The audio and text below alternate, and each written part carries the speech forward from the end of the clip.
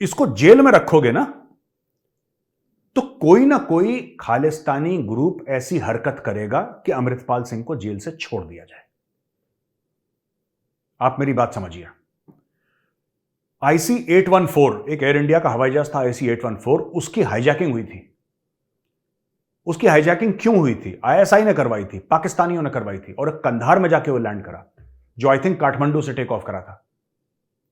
India आके रुका, फिर सीधा अफगानिस्तान कंधार गया। वो IC-814 की हाईजैकिंग क्यों हुई थी दोस्तों, आपको पता है? इसलिए हुई थी IC-814 की हाईजैकिंग क्योंकि मौलाना मसूद अजहर, जैश ए मोहम्मद वाला, वो भारत के जेल में था।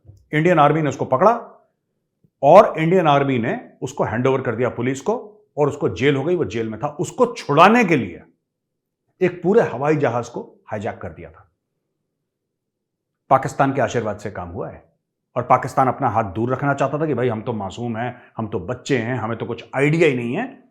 तो पाकिस्तान ने जानबूझ के तालिबान के थ्रू उसको वहां पे लैंड करवाया कंधार में, कि भाई ये तो अफगानिस्तान तो दूसरा मुल्क है और पाकिस्तान का क्या लेने देना इससे। लेकिन वहां पे टारमैक में जहां पे वो IC-814 उतरा था, वहां पे ISI के ऑफिसर्स थे जो कि आइडेंटिफाई हुए। हमारे लोगों ने आइडेंटिफाई करा उनको कि जनाब ये ISI का आदमी है। That was an ISI operation, plane hijacking. ISI करता है ऐसे, drug smuggling, murder, assassination, rape, aircraft hijacking. This is what, apart from spying, ISI does everything else. Okay, anyway, coming to the point, Amritpal को आप jail में डालोगे, अमृतपाल को कोई ना कोई बचाने के लिए कोई ना कोई बेवकूफी की हरकत करेगा और स्टेट प्रेशर में आएगा।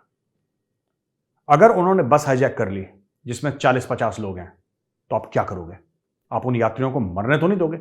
ये कहना बड़ा आसान है, we do not negotiate with terrorists.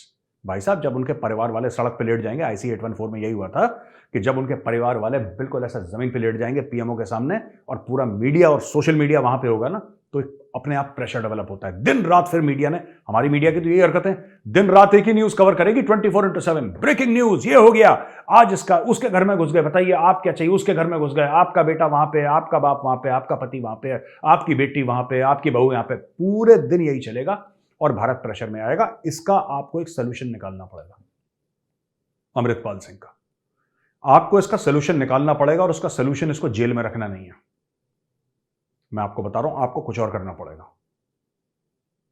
ठीक है, मैं तो यही कह रहा था, मेरे दिमाग में बात आई, किसी ने सोचा क्यों नहीं, जब जैश ए मोहम्मद का मौलाना मसूद अजहर, जब उसको छुड़ा के ले जा रहे थे ना, वो जेल में था, वो जब उसको छुड़ा के ले जा रहे थे, क्योंकि उसको देना था वापस, तभी हमारे पैसेंजर वापस मिलते, राइट? जब उसको ले जा रहे थे, सो रहा था, उसको बेहोश करके चुपचाप से एड्स का इंजेक्शन दे देते उसको, या कोई ऐसी चीज का इंजेक्शन दे देते कि उस समय वो ठीक रहता।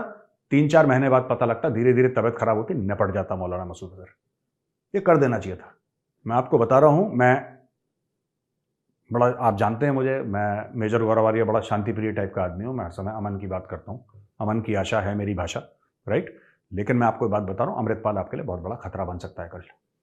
अब इसका क्या करना है वो सरकार बेहतर जानती है। डिब्रूगढ़ इसको ले जाया गया है, जहां पे कहते हैं कि IB इंटेलिजेंस ब्यूरो और raw research and analysis wing इसको जरा बारबेक्यू करेंगे, ग्रिल करेंगे, इसको पता लगाएंगे कि बेटा क्या क्या है, बताओ जरा। और ये गाएगा गाना, मैं बता रहा हूं आपको, ये आदमी गाना गाएगा, क्योंकि इस आदमी में इतनी हिम्मत नहीं है। पुलिस आ गई, पुलिस आ गई, पुलिस, ओए पुलिस आ गई, यही तो कहता है अमृतपाल सिंह जब गला सूख जाता है, पुलिस आ गई। ओ भाई, पुलिस तो आएगी। ये मैंने बोला कि वारिस पंजाब दे का चीफ है अमृतपाल सिंह, वो भी चोरी का वारिस पंजाब दे। दीप सिंधु का ओरिजिनल है वारिस पंजाब दे। दोस्तों, तारिक फतेह साहब का देहांत हो गया है। मैं पहली बार उनसे मिला 2016 में। उस वक्त मैं रिपब्लिक टीवी में कंसल्टेंट नहीं था। मैं 2017 मार्च में मैंने ज्वाइन करा था। उसके पहले तारिक फतेह साहब आए थे और बड़े धूमधाम थी उनकी, और हर एक टीवी स्टूडियो में। तो 2-3 बार मैं उनसे मिला, और फिर मुझे याद है, is a very warm man. ठीक है, लोगों को, कुछ लोगों को नहीं पसंद आई जो उन्होंने बात कही थी, लेकिन he was always a very very warm man, and I remember him very fondly. उन्होंने एक बात बोली थी मुझे। उन्होंने बोला था कि एक दिन ऐसा होगा कि जो तुम्हारे देश के खिलाफ ताकतें हैं वो हिंदुस्तानियों को भड़काएंगी और तुम अपने घर के बाहर नहीं निकल पाओगे। ये तारिक फतेह साहब ने बोला था मुझे 2017 में। मुझे याद है वो आए थे और रिपब्लिक टीवी, रिपब्लिक भारत के किसी उसमें आए थे, डिबेट में या पैनल का हिस्सा बन के कुछ था उनका। तब उन्होंने बात बोली तो मैंने बोला सर क्या बात कर रहे हैं, भारत में रूल ऑफ लॉ है, संविधान है, आप कैसी बातें कर रहे हैं। तो मुझसे कहते हैं मेजर आप जानते नहीं हो। मैंने बोला क्या नहीं जानता हूं सर, यहीं पे पला बड़ा हूं भारत में। एक ऐसा दिन आएगा जब तुम अपने घर के बाहर नहीं निकल पाओगे और तुम्हें बहुत परेशानी होगी। तारिक फतेह साहब इस दुनिया में नहीं रहे, लेकिन उनकी बात सच निकली। शाहीन बाग हुआ और घर से तो हम क्या ही निकले, इतनी प्रॉब्लम थी। ऐसी कई सारी चीज़ें उन्होंने बताई जो मैं अभी इस वक्त डिस्कस नहीं करूंगा, लेकिन बहुत ज़्यादा प्रॉब्लम हुई थी शाहीन बाग के दौरान। आम लोगों को सड़कें ब्लॉक कर दी, और दिल्ली में आप जानते हैं एक कार खराब हो जाती है तो आधे घंटे का ट्रैफिक जाम लग जाता है। यहां पे तो साल भर के लिए पूरा एक मेन आर्टीरियल रोड ब्लॉक कर दी थी। और ये तारिक फतेह साहब ने बहुत पहले मुझे बता दिया था, फेस टू फेस हम लोग बैठे थे, कहीं सुनी बात नहीं। तारिक फतेह साहब ने मुझे बताया था कि एक दिन ऐसा आएगा, और वो दिन आया। खैर दोस्तों, हम उनको श्रद्धांजलि देते हैं। मैं उनके टच में था, बहुत अच्छे आदमी थे, और भगवान उनकी आत्मा को शांति दे। अपने आप को पाकिस्तान बॉर्न जरूर थे, लेकिन अपने आप को हिंदुस्तानी कहते थे, भारतीय कहते थे, और गर्व से कहते थे कि मैं भारतीय हूं। दोस्तों, एक और बात मैं आपसे कहना चाहता हूं। देखिए, ये बात समझने की आप कोशिश कीजिएगा। ये समझने वाली बात है और दिल पे उतारने वाली बात है। पाकिस्तान की खुफिया एजेंसी आईएसआई क्या चाहती है? वो ये चाहती है कि दुनिया भर में लोग, खासतौर से भारतवासी, दुनिया भर में तो है ही, लेकिन खासतौर से भारतवासी, इस चीज का विश्वास कर लें कहीं ना कहीं कि सारे जो सिख हैं वो खालिस्तान में बिलीव करते हैं। अंदर ही अंदर सारे सिख जो हैं, ऐसा आईएसआई चाहती है, आप विश्वास करें कि वो खालिस्तानी है। ये चीज बिल्कुल झूठ है, ये फ्रॉड है, ये 420 है, ये 2 नंबरी है। लेकिन fake social media accounts, fake twitter accounts, fake Instagram, fake Facebook, fake YouTube videos, इन सब के जरिए आप देखिएगा, कभी मेन स्ट्रीम मीडिया में खबर नहीं आएगी, लेकिन सोशल मीडिया में रोज कुछ ना कुछ, ये हो गया। अब देखो, वो सरदार जी हैं, उन्होंने क्या बोल दिया भारत के खिलाफ। कभी आप पीछे जाइएगा, उसको इन्वेस्टिगेट करिएगा। मैं आपको बता रहा हूं, ठीक है, खालिस्तानी है तो है। 2-3 हैंडल तो मैंने पकड़े हैं जो कि पाकिस्तानी है। उसकी लैंग्वेज से पता लग रहा है पाकिस्तानी है, उसकी लैंग्वेज से पता लग रहा है कि he is not Indian, he is Pakistani. Language का फर्क है ना, आपको पता लग जाता है अगर आप उस दिमाग से देखते हैं या उनको जानते हैं अच्छी तरीके से। तो ये मैं आपको बता रहा हूं, किसी भी सिख भाई की फोटो लगा के, एक झूठा ट्विटर आईडी बना के, ये पाकिस्तानी जहर घोल रहे हैं, पाकिस्तानी आईएसआई जहर घोल रही है। इनके ट्रैप में मत फंसना। खालिस्तानियों ने एक ट्विटर स्पेस किया, जिसमें ऑडियो कॉन्वर्सेशन सुन सकते हैं आप लोग। ट्विटर स्पेस किया और उसमें उन्होंने बुलाया खास अपने जो इनके इलेजिटिमेट अब्बाजान हैं उनको। ठीक है, इन्होंने, अब्बा कौन है इनके इलेजिटिमेट? पाकिस्तानी, जाहिर सी बात है, पाकिस्तानियों को बुला लिया, पाकिस्तानी अपने रियल नेम से उसके अंदर घुस गए। अब आगे हुआ क्या, ये जरा कॉन्वर्सेशन आप सुनिए, फिर मैं वापस आता हूं। फिर जब ਤੁਸੀਂ ਗੱਲ ਰੱਖਣੀ ਨਾ, ਆਈਡੀ ਨਾ ਚੇਂਜ ਕਰਕੇ ਆ ਜਾਓਗੇ ਨਾ, ਤੇ ਸਾਨੂੰ ਸੁਖਾ ਹੋਊਗਾ। ਤੁਸੀਂ ਜਦੋਂ ਤੁਸੀਂ ਇਹ ਆਪਣੇ ਨਾਂ ਤੇ ਪਾਕਿਸਤਾਨ ਵੱਲੋਂ ਬੋਲੋਗੇ ਨਾ, ਤੇ ਸਾਨੂੰ ਉਹ ਉਸੇ ਤੇ ਜਵਾਬ ਦੇਣੇ ਬੜੇ ਔਖੇ ਹੋ ਜਾਂਦੇ ਬਾਮਣ ਨੂੰ। ਸਾਡੀ ਬੇਨਤੀ ਆ, ਛੋਟੇ ਭਰਾ ਲਾ ਲਓ, ਵੱਡੇ ਤੋਂ ਹੀ ਲਾ ਲਓ। नहीं जी, मैं अगे तो नाम चेंज कर, ਸਾਡੀ ਗੱਲ ਨੂੰ ਪਕੜੋ ਸਾਡੀ ਗੱਲ ਨੂੰ ਜਿਹੜੀ ਅਸੀਂ ਕਹਿਣ ਦੇ। सुना आपने दोस्तों, किस तरीके से खालिस्तानी पाकिस्तानियों को कह रहे हैं कि यार अपना रियल नेम मत लाओ वरना पकड़े जाओगे। बेटा भी गधा और बाप उससे बड़ा गधा, और ये बनाएंगे खालिस्तान और वो बनाएंगे कश्मीर। यार मैं नहीं समझ पा रहा कि ये लोग क्या चाह रहे हैं।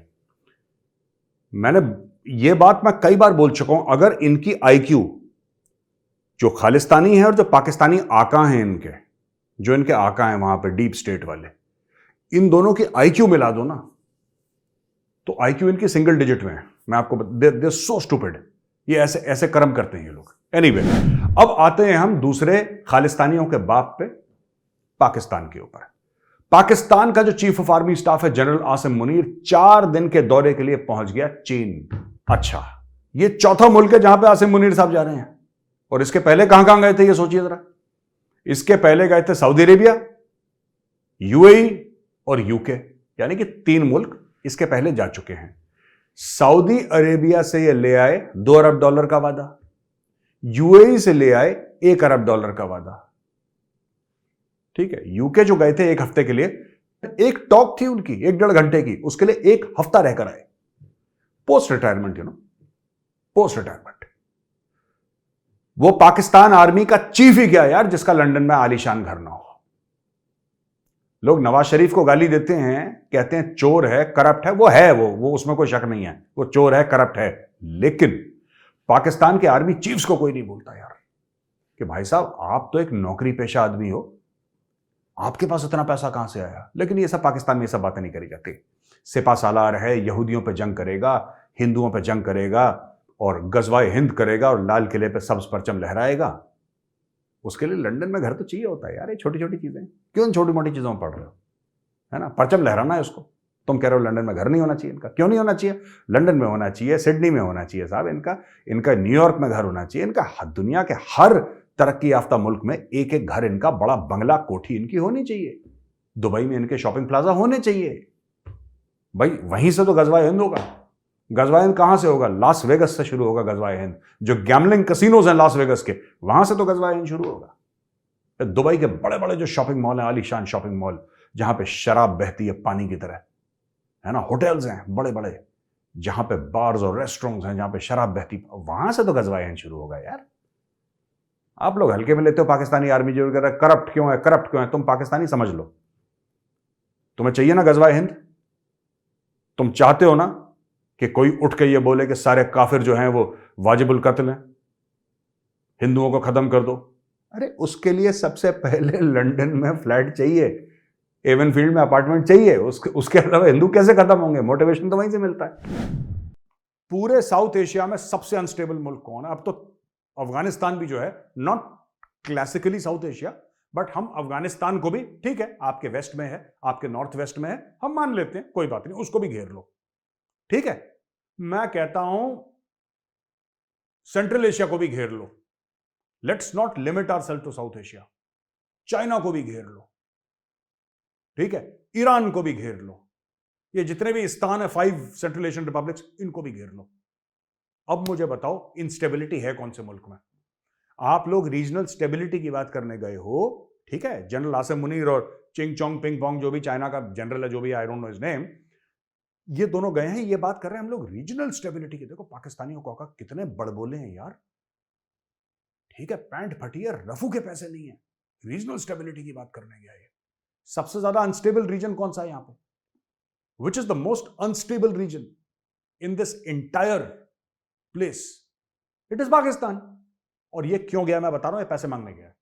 एक ये पैसे मांगने गया, नंबर 1 है। ये तो झूठ है, ये स्मार्टली टर्न्ड आउट कंटेंजेंट और ये सब ड्रामा, ये सब झूठ है। आप आज का वीडियो सेव करो, और पाकिस्तानियों आप तो खास तौर से 2 बार सेव कर लेना अलग अलग ड्राइव्स में, ठीक है ना, कहीं गलती से डिलीट ना कर दे आईएसपीआर वाले हैक करके आपका। मैं आज आपको बता रहा हूं, एक ये भीख मांगने गया आसिम मुनीर, और दूसरा ये आश्वासन देने गया है, ये अश्योरेंस देने गया है चाइनीज अथॉरिटीज को कि जो आपके वर्कर यहां से छोड़कर भाग रहे हैं पाकिस्तान से, ठीक है, हम इनको सिक्योरिटी प्रोवाइड करेंगे, आप पैसा आने दो बस। मैं बता रहा हूं इसकी 2 ही बातें, कोई रीजनल सिक्योरिटी नहीं, ये झूठ है, ये ढकोसला है, छलावा है, 420, ये 2 नंबर ही है। मैं आपको आज बोल रहा हूं, मुंह पे बोल रहा हूं, ये झूठ बोलने गया है आर्मी चीफ पाकिस्तान। ये सिर्फ इसके 2 काम है। पहली चीज, क्योंकि सऊदी अरब ने $2 अरब दे दिया, ठीक है, मतलब दे क्या दिया, कमिटमेंट दे दिया मुंह जबानी, और यूएई ने बोला 1 अरब देंगे। अब इनको उम्मीद है कि बस हमें एक बार आईएमएफ $1.1 बिलियन दे दे, फिर तो हमारी चांदी, फिर किसी और से मांगेंगे, किसी और से मांगेंगे, मांग मांग के चल जाएगा। 75 साल से मांग के चल रहा है यार, तो 75 साल और मांग के चल जाएगा, क्या दिक्कत है? एक बिजनेस मॉडल तो है ना इन लोगों का यार, आपको समझना चाहिए। हर एक चीज का बिजनेस मॉडल, आप कोई भी धंधा शुरू करते हैं, लोग कहते हैं what is your business model, what is your revenue model. अक्सर पूछा, मैं भी एक स्टार्टअप में, मैंने भी स्टार्टअप शुरू करी थी बहुत पहले, तो उसमें क्या था, every investor, his basic question is कि what is your revenue model. यार वो एंड में आपसे यही सवाल पूछेगा कि आपका रेवेन्यू मॉडल क्या है। पाकिस्तान से पूछो तुम्हारा रेवेन्यू मॉडल क्या है, हमें बाहर के पाकिस्तानी पैसा भेज देंगे मनी ऑर्डर से, एक तो वो पैसा आ जाएगा, उससे कुछ दिन खर्चा चल जाएगा, चीन से कुछ भीख मांग लेंगे, फिर कुछ भीख मांग लेंगे सऊदी अरब से, फिर यूएई से भीख मांग लेंगे, फिर इंडिया को बोलेंगे कि हम तुम्हारे ऊपर न्यूक्लियर बम मार देंगे, तो चाइना ताली बजाएगा, फिर चाइना $1 अरब और दे देगा, फिर कुछ महीने एक एक महीना करके इन्होंने 75 साल खींच दिए। ठीक है, एनीवे, तो ये प्रॉमिस करने गए कि एक तो हमें पैसा दे दो, दूसरी चीज ये है कि चाइना पाकिस्तान इकोनॉमिक कॉरिडोर को हम पूरी सिक्योरिटी देंगे, आप चिंता मत करो, बस आपके चीनी नागरिक हैं, इनको आप जरा सपोर्ट कर दो यार, इनको बोलो कि भाई पाकिस्तान छोड़ के मत जाओ, चाइना पाकिस्तान इकोनॉमिक कॉरिडोर दोबारा शुरू होने वाला है। सारा गेम है ये दोस्तों, सारा गेम है ये, कोई रीजनल स्टेबिलिटी नहीं। झूठ बोल रहे हैं regional stability, they are the people causing regional instability. ठीक है, अब ये तो यही बात हो गई कि पुलिस कमिश्नर ने एक मीटिंग बुलाई, कोई भी सिटी के पुलिस कमिश्नर ने मीटिंग बुलाई, और पुलिस कमिश्नर साहब ने मीटिंग बुलाने के बाद मीटिंग में किसको बुलाया?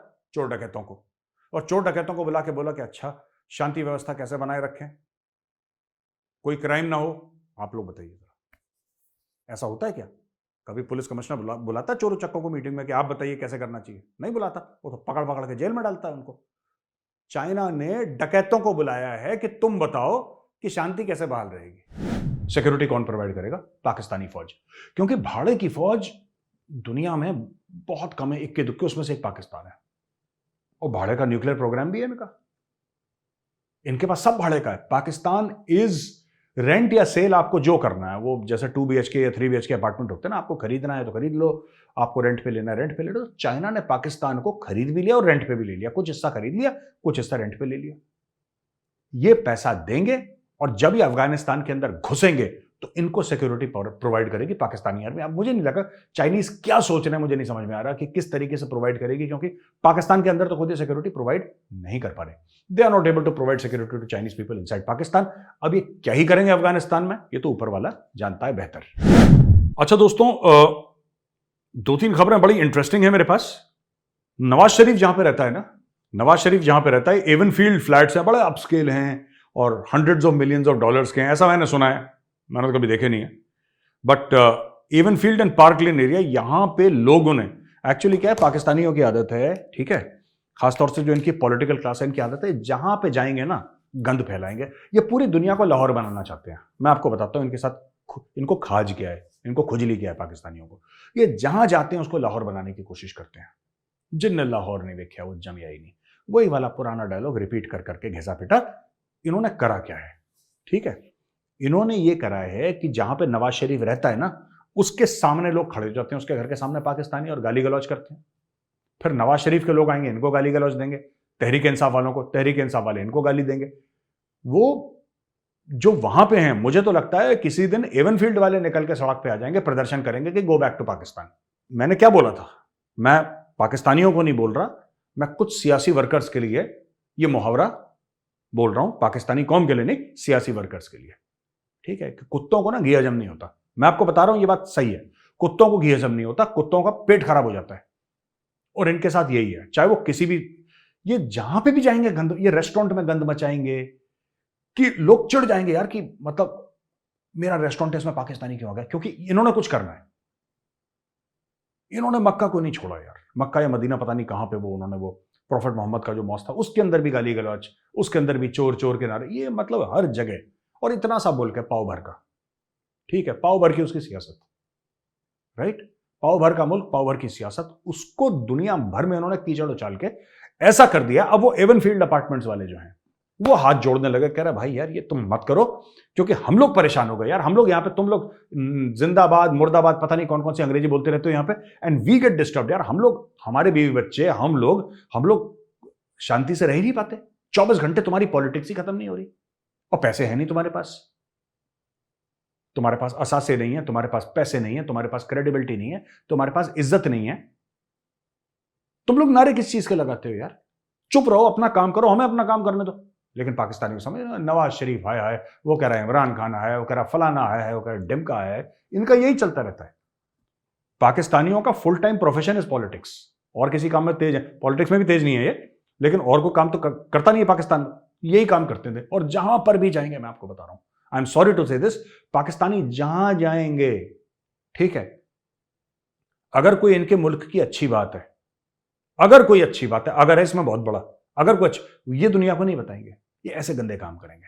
यूके में जाके ग्रूमिंग गैंग शुरू करेंगे, सेक्सुअली एक्सप्लॉइट करेंगे, ठीक है, कि देश के प्रधानमंत्री, देश के गृह मंत्री को आके बोलना पड़े कि तुम पाकिस्तानी ऐसा करते हो, नाम लेके बोलना पड़े, ठीक है? या फिर ऐसे काम करेंगे ये सियासी वहां पे, हाय हाय, अरे यार this is not Lahore, stop disturbing people. एक कॉमन सेंस होती है, सिविक सेंस होती है, ये पहुंच जाते हैं। मैं अभी आ रहा हूं लंदन, मेरे होटल के सामने ही पहुंचना जरा तुम लोग, ठीक है? खालिस्तानी अपने बच्चों के साथ, तो तुम्हारे नाजायज खालिस्तानी है ना, उनके साथ पहुंचना मेरे होटल के बाद, मेजर आया है। चाहिए मुझे अटेंडेंस पूरी पाकिस्तानियों, ठीक है? जितने भी लाहौरी हैं ना वहां पे, सारे लाहौरी चाहिए मुझे वहां पे। और एक घर में बैठा तो देख लेना, फिर तुम्हारे कान मरोड़ूंगा मैं ऐसे। 1979 में ईरान का एक राजा हुआ करता था, एक बादशाह हुआ करता था। रेवोल्यूशन हुई ईरान में और वो बादशाह को हटा दिया गया और खुमैनी ऊपर आ गया, हेड आ गया, और ईरान एक थियोलॉजिकल स्टेट बन गया, एक धार्मिक, जिसको कह सकते हैं एक तरीके से, एक धार्मिक स्टेट बन गया, इस्लामिक रिपब्लिक ऑफ ईरान, और इस तरीके से। और वहां पे शरिया कानून लागू और लोगों को कोड़े बरसाने और हाथ काटने, ये सब ये शुरू हो गया। अच्छा, वो जो राजा था वो अमेरिका का सपोर्टेड था। उस राजा को, जिसको हटाया गया था, उसको अमेरिका सपोर्ट करता था। तो उस राजा को हटाने के बाद अमेरिका ने लगा दिया सैंक्शन, वेस्ट ने लगा दिया सैंक्शन, और ईरान का गला घोटना शुरू कर दिया। बीच में ईरान ने शुरू कर दिया कि अपना न्यूक्लियर वेपन्स प्रोग्राम, इजराइल से उसकी ठनती थी। हमास और हिजबुल्लाह, जो दो टेररिस्ट ग्रुप हैं जो खास तौर से जो इजराइल के खिलाफ काम करते हैं, उनको भी फंड करना ईरान ने शुरू कर दिया, और ईरान ने ग्लोबल टेरर में एक हाथ बटाया। तो ये सब ईरान का मामला चल रहा था। अच्छा, ईरान के पास तेल है बहुत ज्यादा, ईरान के पास बहुत ज्यादा तेल है, लेकिन ईरान वो तेल बेच नहीं सकता किसी को, क्योंकि उसके ऊपर सैंक्शंस लगे हुए हैं। अच्छा, इंडिया ने वो तेल काफी टाइम खरीदा भी सैंक्शंस के बाद, लेकिन कुछ समय बाद भारत ने बंद कर दिया, क्योंकि इंटरनेशनल प्रेशर बहुत ज्यादा था। अब भारत ने क्या करा है, डोवाल साहब क्या कर रहे हैं, दो तीन चीजें। पहली चीज, चाइना जो घुसने की कोशिश कर रहा है दोस्तों हर जगह, चीन जो हर जगह घुसने की कोशिश कर रहा है, चाइना के इन्फ्लुएंस को कट करना पहला एम। दूसरा एम, डायरेक्ट ऑयल। अब आपका ऑयल आ रहा है रूस से। हमने आपको कल ही बताया था कि Bharat, India has become the largest oil exporter to Europe, even ahead of Saudi Arabia. दिमाग देखिए भारत का, भारत तेल का निर्यात करने वाला यूरोप में सबसे बड़ा देश बन गया। वो ऐसा देश जो खुद तेल नहीं बनाता, वो कहीं और से तेल लेके उसको, समझ गया? ये भारत ने कर दिया। अब डोवाल साहब ने क्या करा कि डोवाल साहब ने बोला कि रुपी में आपका ट्रेड होगा, यानी कि हम ईरानियन करेंसी लेंगे और उनको हम इंडियन रुपीस देंगे। इससे क्या होगा कि ईरान बगल में है, और ईरान बगल में होने के अलावा एक बहुत पहले मैं एडिटर साहब जरा मैप दिखाइए नॉर्थ साउथ इकोनॉमिक कॉरिडोर का। ये देख रहे हैं दोस्तों मैप पे, नॉर्थ साउथ इकोनॉमिक कॉरिडोर। ये कहां से आ रही है? ये भारत और रशिया ने मिलकर बनाई है नॉर्थ साउथ इकोनॉमिक कॉरिडोर। और आपको पता है चाबहार पोर्ट जो ईरान में भारत ने बनाया है। अब मैं आपको गेम समझाता हूं, डोवाल साहब गए क्यों वहां पे और क्या ये कौन सा तीर मार कर आए हैं बहुत तगड़ा, ठीक है? ये नॉर्थ साउथ इकोनॉमिक कॉरिडोर है, ये ऊपर से शुरू होती है रूस से, ठीक है, और घूमते घूमते घूमते ईरान आती है और घूमते घूमते मुंबई जाती है। यानी कि अब पाकिस्तान की आवश्यकता नहीं है, पाकिस्तान की आवश्यकता नहीं है। पाकिस्तान का एक ही पावर था, और आज की तारीख में भी पाकिस्तान का सिर्फ और सिर्फ एक पावर है। ये ऐसा मुल्क है जो सुई तक नहीं बनाता ठीक से, ठीक है, पर पाकिस्तान का पावर क्या है? उसका जियोपॉलिटिकल लोकेशन। पाकिस्तान का ये पावर है, ये पाकिस्तान की अहमियत है दुनिया में कि जियोपॉलिटिकली पाकिस्तान बड़ा इंपॉर्टेंट है, और ये बात मैं मानता हूं, दुनिया मानती है। कई लोग कह रहे हैं नहीं यूक्रेन ने हमला करा है। अरे भाई, जब नहीं पता तो झूठ क्यों बोल रहे हो यार? मैं कह रहा हूं खुल के, मुझे नहीं पता, आई डोंट नो। यूक्रेन ने हमला करा है नहीं करा, आई डोंट नो। सच बात यह है कि मुझे नहीं पता, पहली चीज। दूसरी चीज, मैं ये जानना चाह रहा हूं कि अब आप खुद सोच के बताइएगा, ये बात जो मैं कह रहा हूं ना, वेदर इट्स राइट और रॉन्ग, आप सोच के बताइएगा।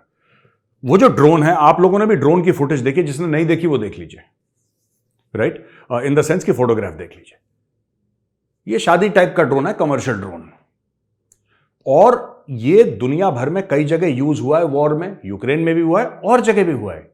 इसमें क्या करते हैं लोग कि इसके ऊपर थोड़ा सा प्लास्टिक एक्सप्लोजिव रिग कर दिया, C4 रिग कर दिया, ग्रेनेड डाल दिया, है ना, और वहां पे ऐसा एक डिवाइस होती है, बटन दबाया, उसने छोड़ा वहां पे और वो फट गया।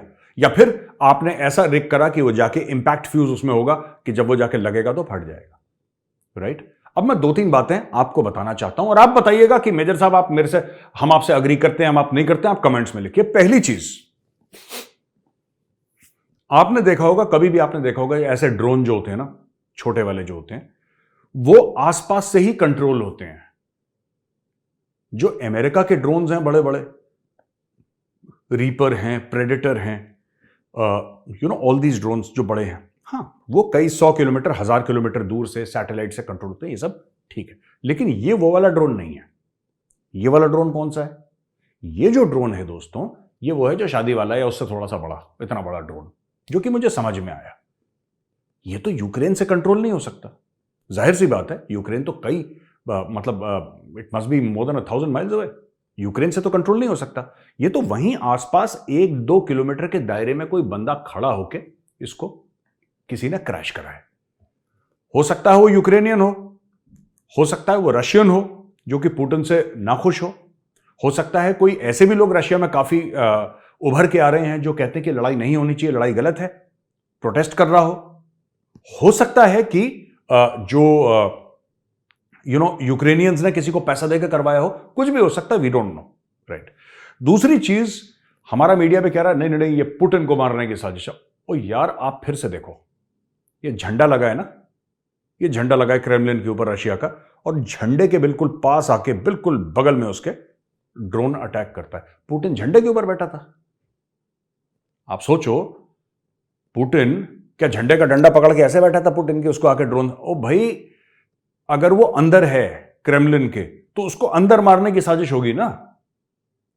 आपने छोटा सा बारूद लगा के, कुछ प्लास्टिक एक्सप्लोजिव वगैरह जो भी, आई डोंट नो, आरडीएक्स लगा के आपने उसके क्रेमलिन के ऊपर मार दिया, और आपने उसके ऊपर मार दिया, उसके ऊपर आपने बोला कि पुतिन को मारने की साजिश। हाउ इज इट पॉसिबल यार? मुझे नहीं समझ में आ रहा ये कैसी साजिश है कि आपने पुतिन को मारा और क्रेमलिन के ऊपर, और इतना सा प्लास्टिक एक्सप्लोजिव, इससे ज्यादा नहीं होगा, क्योंकि एक्सप्लोजन देख के पता लग रहा है कि that was not too much.